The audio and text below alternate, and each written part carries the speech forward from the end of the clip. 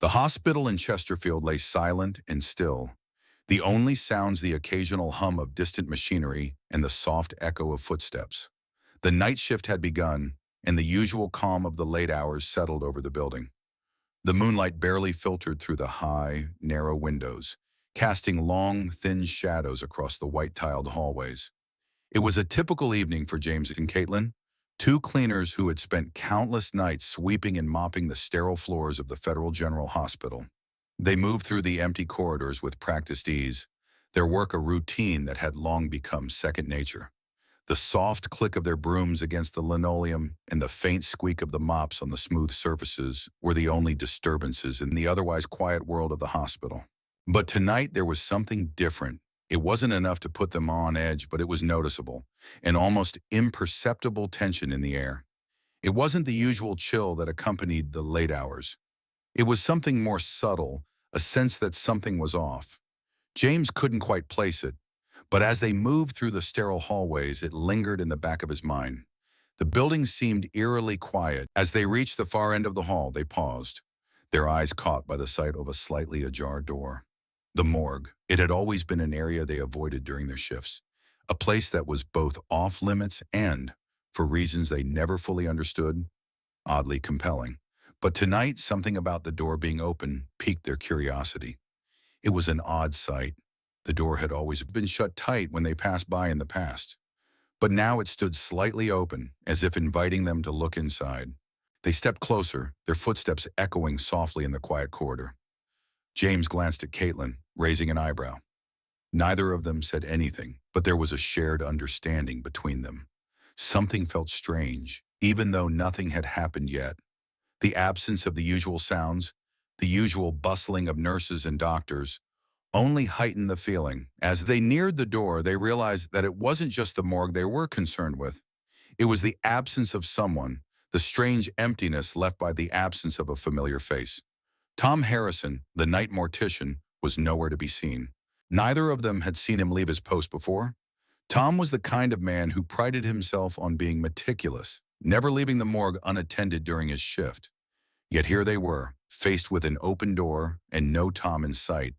The faint smell of antiseptic and the chill of the morgue air seemed to pull them in, urging them forward despite the feeling of unease that had settled in their chests. The strange silence of the hospital seemed to follow them as they stood before the door, wondering if they should enter or simply walk away. But curiosity had always been a trait of the night workers, and with one last glance at each other, they stepped inside. The cold, sterile air of the morgue was as oppressive as ever. James and Caitlin stepped inside, their shoes making soft echoes as they moved deeper into the dimly lit room. The usual scent of antiseptic filled their nostrils, a familiar but unsettling smell that seemed to linger in the very walls. The harsh, fluorescent lighting above flickered intermittently, casting strange shadows across the room. They had both been in this morgue countless times during their shifts, but tonight felt different. The silence was heavier, more suffocating. The absence of Tom Harrison, the night mortician, made the room feel emptier than it ever had before. They both glanced around, trying to spot some sign of him, but the room was still. Tom's chair by the desk was unoccupied. The tools he usually kept organized and neatly arranged were untouched. The quietness seemed unnatural, even for this time of night. James took a few steps forward, his boots making a soft tapping noise on the cold floor. He noticed the familiar body drawers that lined the walls, some of them slightly ajar, but nothing seemed out of place except for the empty chair. Without a word, Caitlin moved closer to the table in the center of the room, where a body lay covered by a white sheet. The table, usually reserved for the anonymous deceased, felt strangely prominent in the otherwise empty morgue. James, still scanning the room, followed Caitlin's gaze as she approached the table. His eyes widened when he saw the body beneath the sheet. It was rare for a body to be left uncovered at this hour, but that wasn't what made James pause. What stopped him was the unmistakable face that lay beneath the sheet. He recognized it immediately. It was Clark Matthews's, the famous actor from Chesterfield, whose tragic death in a car accident had been all over the news just days before. His face, though pale and lifeless, was unmistakable. James felt a chill run down his spine. He moved closer, unable to take his eyes off the figure on the table. The actor's body looked almost too perfect. There was an unnatural stillness to it, a quality that seemed more like a wax figure than an actual person. The same body that had been identified in the accident just days ago was now lying in front of him, in the morgue where only the dead should be. Caitlin slowly approached the table as well, her breath caught in her throat. Her hand trembled slightly as she reached out, the instinct to pull the sheet back overwhelming her. But she stopped herself, her eyes wide with disbelief. The room felt colder now, as though the air itself had thickened with an unspoken tension. James stood frozen, his mind racing. He had to have misinterpreted what he was seeing. The news had reported Clark's death. His family had held a memorial just a few days ago. It was impossible, yet here he was. The face he had seen on television, the man who had been declared dead, was now lying in front of him, alive only in some other twisted sense. Without thinking, he reached forward, his fingers brushing lightly over the white sheet. It felt unnervingly cold. He could feel his heart rate quicken, the hairs on the back of his neck standing on end. This was impossible. The body, the face, it didn't add up. He stood there for a moment, paralyzed by confusion and disbelief. Caitlin, her voice barely a whisper, spoke the words James couldn't bring himself to say. Warren, it can't be. He was in the car. He was dead. James, still staring at the figure, shook his head. Then who is this? The question hung in the air, unanswered, as they both stood over the body of a man who should have been beyond reach. The silence of the morgue seemed to deepen, swallowing any sense of reason or logic. Caitlin slowly backed away, her mind racing to process the impossible sight before her. She could hardly breathe, the weight of the situation pressing down on her chest. What was happening? How could this be? Was it some kind of mistake, or was there something more to this than they could comprehend? They both stood there, trapped in the cold, lifeless room, staring at the body of Clark Matthews. Neither of them spoke again as the reality of the situation began to set in, a reality far stranger and darker than either of them had ever anticipated. The morgue, a place once associated with routine and familiarity, had become something far more terrifying. The tension in the morgue grew thicker with every passing second. James and Caitlin stood frozen, unable to process the scene unfolding before them. The once quiet room where the dead lay in stillness now felt alive with something far more unsettling. They couldn't tear their eyes away from the body of Clark Matthews. His lifeless face had been so unmistakable only moments ago. Yet now it seemed as though the very fabric of reality was shifting. The air in the room felt cold, heavier than before, like it was closing in on them. Their hearts raced and the silence stretched on, broken only by the faint sound of their own breathing. Suddenly the door to the morgue creaked. James and Caitlin turned in unison, their bodies stiff with fear. Standing in the doorway was Thomas, the mortician, his face pale and his eyes heavy with exhaustion.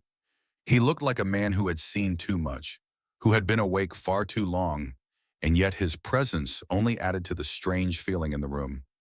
He stepped inside, his footsteps slow and deliberate, his tired gaze falling on the scene before him. James, his voice hoarse, couldn't contain the questions rising in his mind. What's going on? What is happening here? He looked between Thomas and the body of Clark, unable to make sense of what he was seeing. Thomas's face remained unreadable, but there was a noticeable flicker of unease in his eyes as he looked at the body. It's Clark Matthews, he muttered, his voice almost detached, as if he was trying to convince himself more than anyone else. He was on the table all night, but he was dead. Caitlin felt her heart beat faster. Her legs shook beneath her as she stared at the body. She had read the news, seen the photos, and knew the story. Clark had died in a car crash just days ago. It was all over the media. She couldn't fathom what was happening. But we thought he died in the accident, she whispered, more to herself than anyone else. Before they could respond, something changed. The body on the table shifted ever so slightly at first. Then, with a sudden movement that made them all jump, Clark's eyes opened. His gaze was wide and frantic, filled with confusion and terror as he sat up abruptly, his hands trembling as they gripped the cold metal of the table. The room seemed to freeze, the air turning even colder as they all stood there, watching in stunned silence. Clark's breathing was shallow, rapid as his eyes darted around the room, his face twisted in confusion. He opened his mouth, but no words came out at first. His body trembled, and a low gasp escaped him as his hands hovered over his chest, as if trying to confirm he was still alive. The fear in his eyes was unmistakable. It was as though he had been dragged from the depths of something he couldn't comprehend, and now, standing there in the morgue, he seemed to be trapped between two worlds. James took an involuntary step back, his heart pounding. His mind raced, trying to come up with some logical explanation, but none came. He could feel the air thickening around him and the coldness seemed to seep deeper into his bones. The sensation was suffocating, unnatural. Thomas, still standing in the doorway, was the first to speak, his voice barely above a whisper. You! You can't be alive, he murmured, his tone trembling with disbelief. I signed off on you. You were dead. His eyes were wide, his mind clearly struggling to reconcile the reality in front of him with what he knew to be true. Caitlin's hand went to her mouth, a strangled gasp escaping her lips. No, no, this can't be happening, she whispered in a daze. Her hands trembled and she took a small step backward, her eyes not leaving Clark's, who was now shaking uncontrollably. His eyes locked onto hers, his expression one of complete fear. It was as if he were trapped in his own body, confused and scared by what had just happened to him. As the silence stretched on, Clark's face contorted with pain and terror. He looked at his hand. The room was heavy with dread. Thomas took a hesitant step forward, his face pale and his eyes filled with a strange mix of horror and confusion. His lips parted as if to say something, but no words came. Instead, he just stood there staring at Clark, as though waiting for some sort of explanation. The room was heavy with fear, and for a long moment, none of them knew what to do. The world outside the morgue seemed so far away, as though they were all trapped in a nightmare from which they could not escape. Clark sat on the table, his body shaking uncontrollably as he tried to make sense of what was happening. His eyes, wide with terror, darted around the morgue, unable to grasp the reality of his situation. His hands, trembling with fear, clutched the edge of the cold metal table as if holding onto some semblance of stability. His breathing was shallow and erratic, as if his lungs were struggling to catch up with his newfound life. He looked at the people around him, James, equally confused, but there was no explanation for what had just occurred. He was dead. He had been declared dead, and now he was alive. How was that even possible? The room felt colder, the temperature dropping with each passing second. The chill in the air clung to their skin, making them feel like they were standing in the heart of winter. It was unnatural, as if the morgue itself had taken on a life of its own, reacting to the impossible occurrence that had just unfolded. Clark's panic grew as he looked at the faces of James and Caitlin. He saw their fear reflected in their eyes, but he couldn't understand what had happened to him. He couldn't remember how he had ended up here, lying on this table. His mind was foggy, his thoughts jumbled. The last thing he remembered was being in the car, the dark waters closing in around him as he drowned. The weight of the situation was becoming unbearable, and the quiet hum of the morgue was broken only by the sound of Clark's erratic breathing. The silence in the room seemed to stretch endlessly, each second dragging on longer than the last. James and Caitlin exchanged worried glances, their minds racing for any explanation, but none came. They didn't know how to help him. They didn't know how to fix this. All they knew was that Clark was supposed to be dead, and yet here he was, sitting in front of them, alive. But how?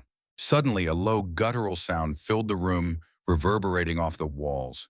It was the unmistakable noise of metal scraping against metal, as if something large and heavy was being dragged across the floor.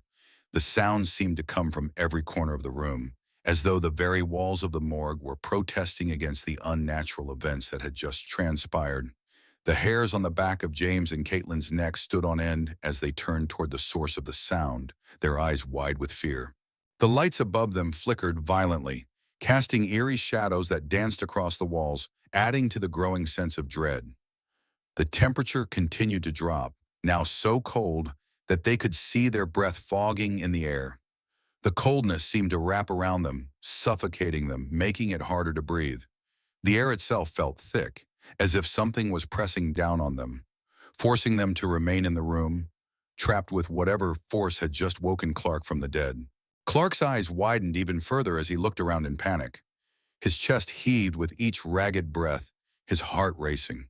He could feel the coldness, the strange pressure in the room, and it had only made his fear worse. His body trembled, and he pressed himself further back against the cold metal of the table, trying to distance himself from whatever was happening. But no matter how far he leaned back, he couldn't escape the growing sense of something watching them, something waiting. Sound of metal scraping grew louder, more insistent. It felt as if the very walls of the morgue were alive, moving, closing in on them. The door, which had once been slightly ajar, slammed shut with a violent bang, echoing through the room. The sudden noise caused all three of them to jump, their hearts pounding in their chests. The light flickered one last time before completely going out, plunging the room into an overwhelming darkness. For a moment, there was nothing but the sound of their breathing and the pounding of their hearts. The stillness was suffocating, as though the air itself had turned to ice. Clark, still on the table, felt the panic rise inside him again. He couldn't understand what was happening, couldn't comprehend the feeling of being trapped in a place where reality itself seemed to bend and break. And then, as if the darkness itself had come to life, a shadow moved across the room. It was tall, dark, and impossibly still. Its presence was oppressive, suffocating, and it seemed to pulse with an unnatural energy. The air seemed to hum with it, and for a moment, the room was filled with a strange pressure that made it hard to breathe. The walls seemed to close in on them, the sound of scraping metal now replaced with the unmistakable feeling of something watching, something waiting. The coldness intensified, biting into their skin as they stood frozen in the darkness. James, Caitlin, and Clark could feel it closing in around them, a force beyond their understanding, beyond anything they had ever encountered. Whatever was in the morgue with them was not of this world, and they had no idea how to escape it. The lights flickered again, but this time they didn't return. The room remained in pitch-black silence, the only sound the beating of their hearts and the eerie hum of the unseen presence that surrounded them. James, Caitlin, and Clark moved cautiously through the morgue, their footsteps echoing in the oppressive silence. The darkness of the room seemed to swallow them whole as they ventured deeper into the cold, sterile space. Every creak of the floorboards, every flicker of the dim lights above, made them more on edge. It felt as if the morgue itself was watching them, its walls closing in with every step. The air was thick with tension, and the strange growing sensation that something was lurking just out of sight made their hearts race. They had no answers, only questions. What was happening to Clark? Why was he alive? And why did it feel as though the entire morgue was alive with a force beyond their understanding? As they explored further, they stumbled upon something that caught their attention. In the corner of the room, partially hidden behind an old cabinet, was a dusty photograph. Its edges were frayed, the colors faded by time, but it was unmistakable. It was a picture of Tom, the mortician, standing next to Clark. At first glance, it appeared to be a simple, harmless image, but something about it felt wrong, as if it were a clue that pointed to something much darker. James carefully picked it up, his eyes scanning the faces in the photograph. There was Tom, looking younger, standing beside Clark, who was smiling, alive as he had been before the accident. But the realization hit James like a wave. This wasn't just a random photo. The connection between Clark and Tom ran deeper than he had ever imagined. The thought sent a shiver down his spine, and Caitlin stepped closer, her breath catching in her throat as she saw the same realization cross his face. They exchanged a look, and for the first time, the magnitude of what they were facing began to sink in. Clark wasn't just some famous actor who had been in the wrong place at the wrong time. His connection to this place, to Tom, was something much more complex. But what was it? What was the truth behind this eerie photograph? And why did it feel like the walls of the morgue were closing in on them? James turned to Clark, holding the photo up to him. As their eyes met, Clark's face twisted in confusion, a growing sense of fear clouding his expression. He didn't know what this photograph meant either, but he could feel that it had something to do with why he was now alive, and the dread in the air only deepened.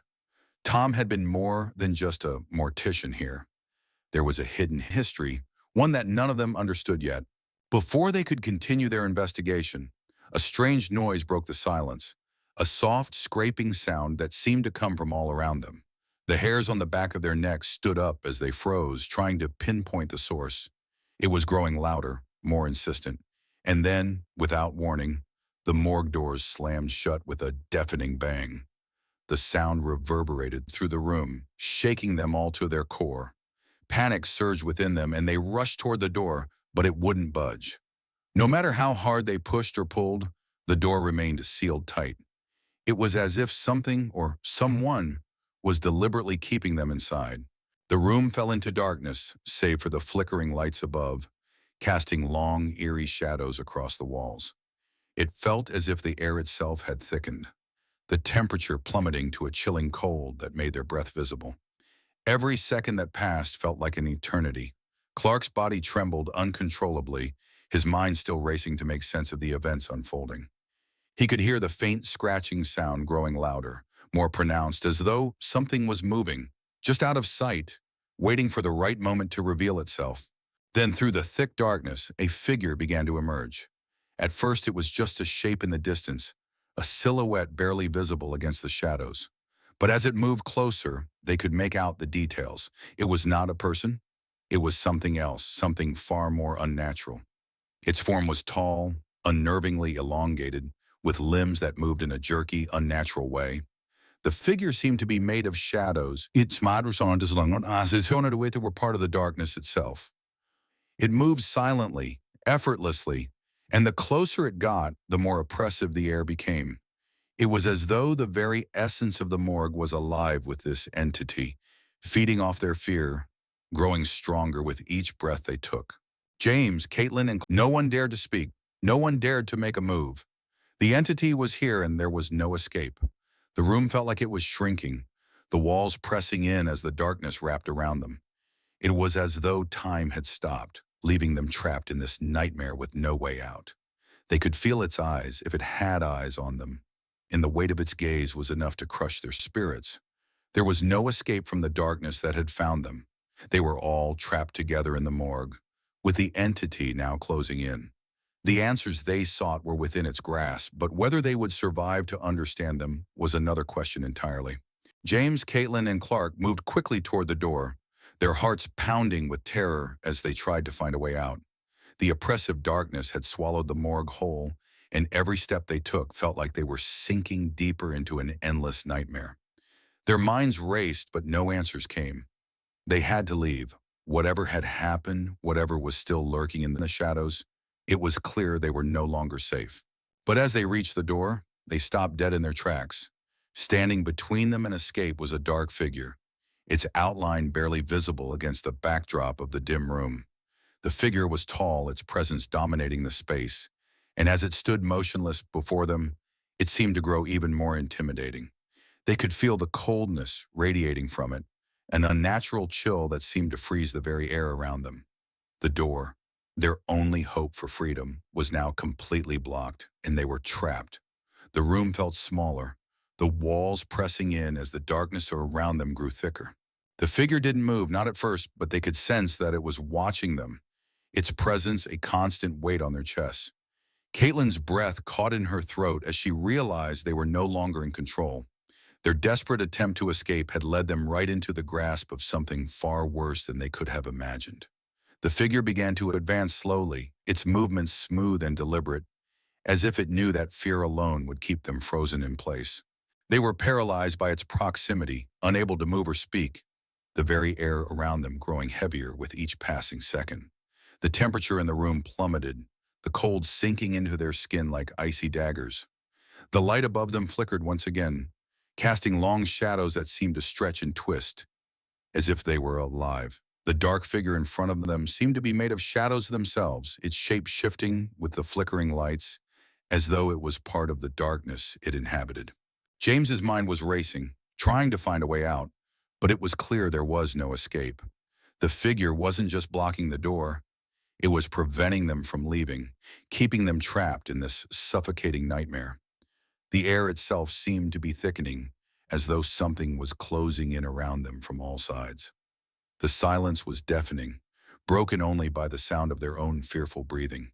Then, as suddenly as it had started, the lights above them went out completely, plunging them into total darkness.